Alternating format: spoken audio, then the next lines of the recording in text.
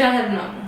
ભરૂચ જિલ્લાના ઔદ્યોગિક હબ ગણાતા સાયખા જીઆઈડીસી વિસ્તારમાં છેલ્લા કેટલાક દિવસોથી લાગેલા રહસ્યમય હોર્ડિંગ્સે સ્થાનિક પશુપાલક અને ગ્રામજનોમાં ભારે ઉત્તેજના અને મડાગાંઠ ઊભી કરી છે.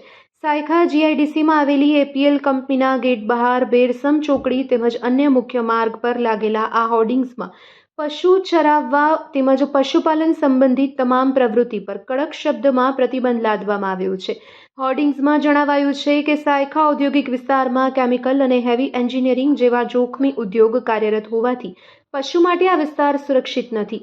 આ મામલે સૌથી વધુ ચોંકાવનારી બાબત એ છે કે આટલું કડક લખાણ હોવા છતાં આ જાહેરનામું બહાર પાડનાર સત્તાધિકારી કે સંસ્થાનું નામ હોર્ડિંગ પર ક્યાંય પણ ઉલ્લેખિત નથી.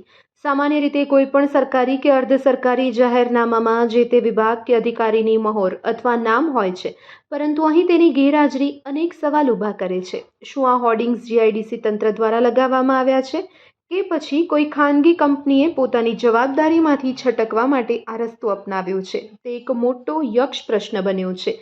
સૌથી ગંભીર બાબત એ છે કે આ ઔદ્યોગિક વસાહતની સીમાઓ રહેણાંક વિસ્તારને બિલકુલ અડીને આવેલી છે, જ્યાં દાયકાઓથી પશુપાલન એ લોકોની આજીવિકાનો મુખ્ય સ્ત્રોત રહ્યો છે. આટલું જ નહીં, ખુદ જીઆઈડીસીની હદમાં જ કેટલીક જગ્યાએ હજુ પણ ખેતીવાડી થઈ રહી છે. ત્યારે પશુ ચરાવવા પર પ્રતિબંધનું આ બોર્ડ વાસ્તવમાં શું કહેવા માંગે છે તે સ્થાનિકો માટે એક વણ ઉકેલ્યો કોયડો છે.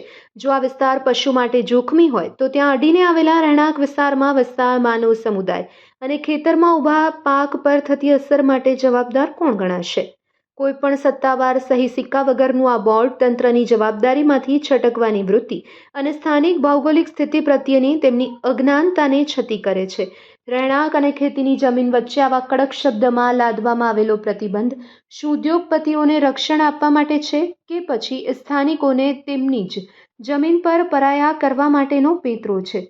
હાલ તો આ વિસ્તારમાં આ બિનવારસી જાહેરનામાને લીધે પશુપાલક અને ઉદ્યોગ વચ્ચેના સંબંધમાં તણાવ વધવાની શક્યતા દેખાઈ રહી છે અને તંત્ર દ્વારા આ મામલે સ્પષ્ટતા થાય તે જરૂરી છે.